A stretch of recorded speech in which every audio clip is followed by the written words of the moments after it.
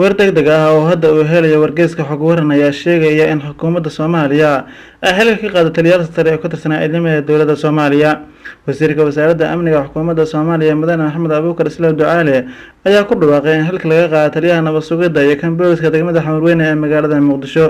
Wasiirka ayaa waxaa sidoo kale tilmaamay in xabsiga la dhigay askar ka tirsan ciidamada dowladda oo ayaga ka howlgelaya degmada Xamarweyne ee magaalada Muqdisho. 12 askari oo sidoo kale ku sugnaa laba saldhig oo ku yaala Xamarweyne ayaa sidoo kale xabsiga loo taxaabay, waxaana arrintaasi warbaahinta u xaqiijiyay Wasiirka Wasaaradda Amniga Xukuumadda Soomaaliya Mudane Islaan Ducaale.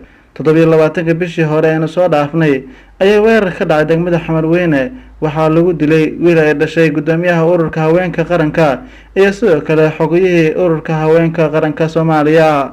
waxaana arrintan ay la xiriirtaa dilka loo geystay wiilkii ay dhashay gudoomiyaha ururka haweenka qaranka iyo sidoo kale xogiyihii ururka haweenka qaranka.